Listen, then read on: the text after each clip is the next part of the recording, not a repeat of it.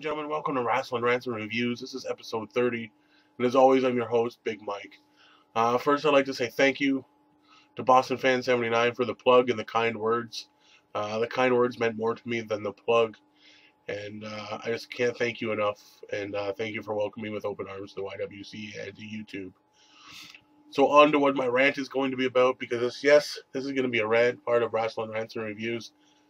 And right now, I'm going to rant about the lack thereof managers. That's right, managers in the sport of wrestling right now. In the world of wrestling, I really think they have lost their part, obviously, in the world of wrestling and sports entertainment. The wrestling manager used to be such an art form. He used to have such characters as Bobby the Brain Heenan, Paul Ellering, Paul Bearer, Sir Oliver Humperdinck, rest in peace, Mr. Fuji, the list goes on and on. You know, then you had some of the female valets, like Missy Hyatt or Baby Doll. And even then, they were more of a manager than they were a valet. They weren't just eye candy coming to the ring with you, such as Maurice. Nowadays, we're subjected to, like I said, valets, and they don't even do the job a manager did. And you might ask, what kind of jobs did a manager do? Well, Vicky Guerrero may be doing it somewhat, but maybe we'll touch on that after, because we don't want to touch Vicky, but you know what I'm saying. Back in the day, when the art of the manager was running full force, and you had Bobby the Brain Heenan or $1 Million Man or whoever, they were there to put over people in a whole different way. You know, you had say Tatankas or Bam Bam Bigelows, or who else? The Demolition. You had groups of people or single people that couldn't get themselves over without the help of a manager. And that's what a manager did. They became that persona, and they represented their person, and they did the speaking for them, and they did the cheating for them. And there was just a whole different world when it comes to being a wrestling manager.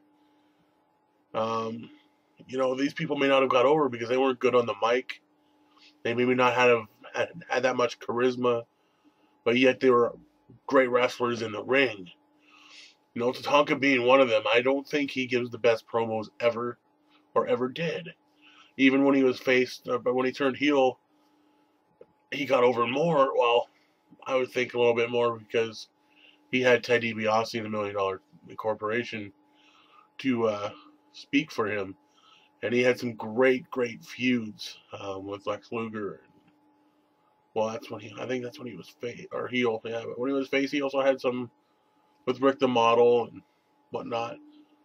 But you know, Bam Bam, when he had Sir Oliver Humperdinck, you know, that really helped too. Bobby Heenan, he had a plethora of people. You know, right from Mr. Perfect. No, Mr. Perfect is an exception, I guess, because he could talk. But maybe they didn't know right away. You know, instead of having a head of a stable, say like NWO, well, there was Eric Bischoff, I guess he was a manager type, but instead of being like the head of DX, which is Triple H or Shawn Michaels, whoever it was at either one of the times they came around, or Ric Flair being the head of the Horsemen, well, they had J.J. Dillon too. But Bobby Heenan, when he had his family, he was the head of it, because he did the talking, he did all of it. Same with Paul Ellering. If you ever seen the Road Warriors DVD, you would know so much, or you already do know so much, about what he did for them as a manager, behind the scenes and on TV, or, you know, in the ring. He did everything from the actual booking to getting hotel rooms. So he did a lot of stuff outside of the camera as well as on the camera. He did a lot of speaking for them, and I don't know, a manager can generate so much heat, but yet again, they can, in the right form, they can generate so much love for a character, like Miss Elizabeth did with Randy Macho Man Savage. She was his manager, valet, and she got sympathy. She got, you know, she kept him cool-headed, you know, kept him going down that straight path. So I know I'm everywhere right now, bang, bang, bang, bang, bang, but I got so many thoughts in my head, because, like I said, I'm missing the art of the manager. But it definitely ain't there, and I've touched on reasons which were arts, like getting them over. They were just managers were characters, and sometimes they were more well known than their average, than their clients. So yeah, it, nowadays we don't have that. I think it would definitely help. You got a valet with Daniel Bryan, Gail Kim. That's nothing. That's lovers quarrel. But if they had a manager like Bobby Heenan with Daniel Bryan, or an Oliver Humperdinck with Daniel Bryan, or Paul Ellering with Daniel Bryan, he may be over more to the WWE crowd because he doesn't have any charisma. Daniel Bryan or Bryan Danielson, he's the most phenomenal wrestler. Well, not the most, but he is so awesome.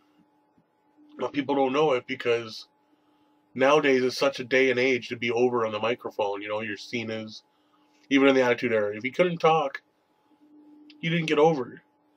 And Daniel Bryan's not someone who can talk. Who else can't talk? Well, look at TNA. Hernandez can't talk. Matt Morgan can't talk. Those are just top of my head. I can't really think of anybody else other than that. But if you can't talk, you're not going to get over. And those are all good talents. And if they had the right manager, whether it be heel or face, I think that would elevate everybody's game. And if it elevates their game, it's definitely going to elevate TV, and it's going to help their ratings.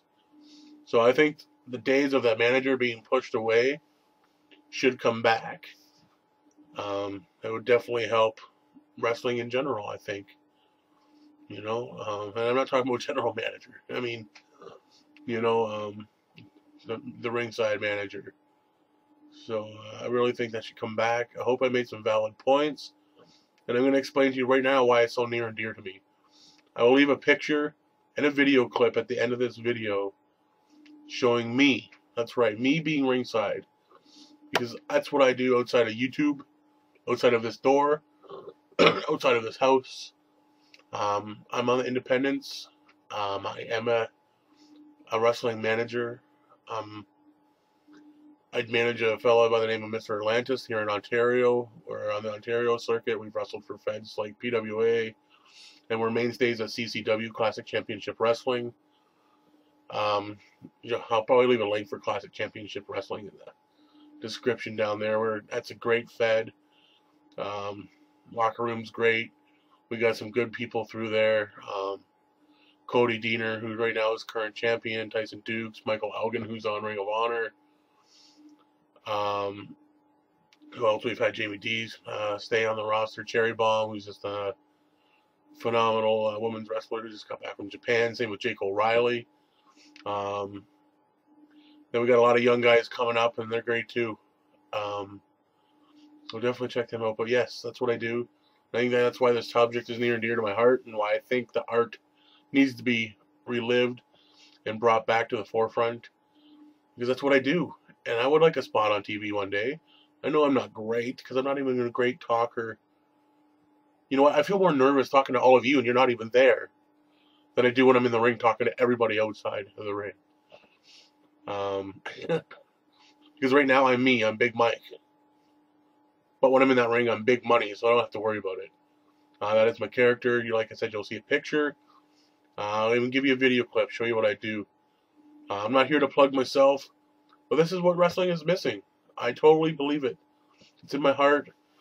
And I believe if the wrestling manager came back, people would get over. And I think Boston Fan touched on this in his dead weight when he said we don't need Dolph Ziggler here because if it wasn't for Vicky Guerrero, he wouldn't be over. Which could be true, which I kind of disagreed with, because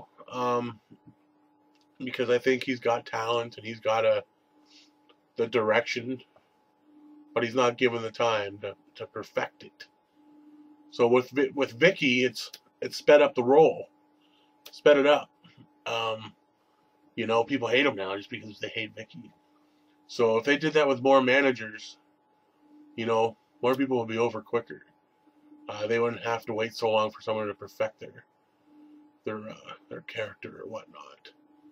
So, you know, I guess Vicky is a modern. He's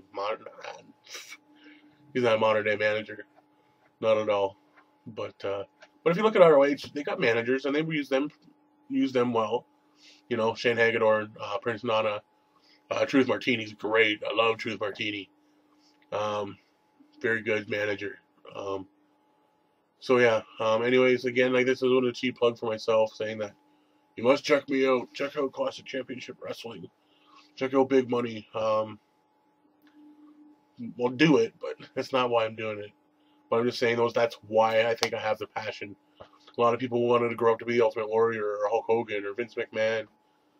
Sure, I'd love to be Vince, but you know, I always wanted to be a manager. I always had a tie to managers.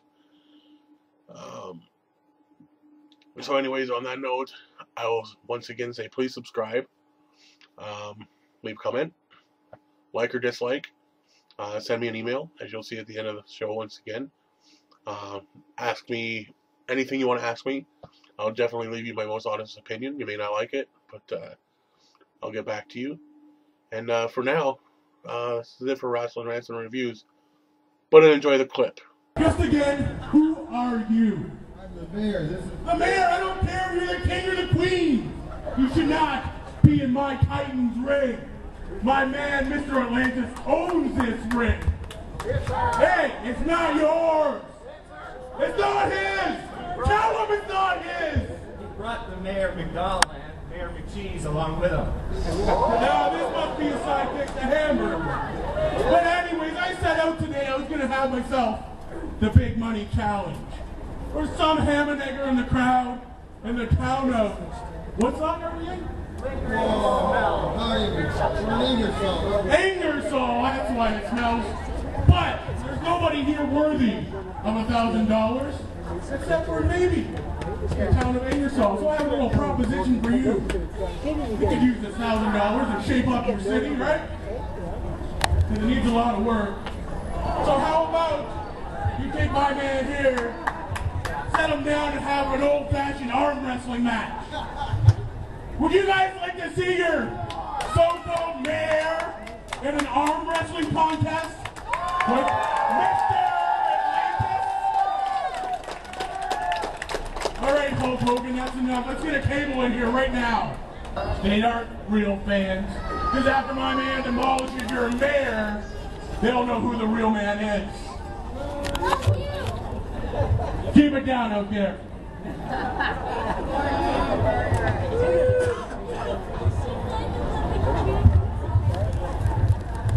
Are you ready, Mayor McCheese?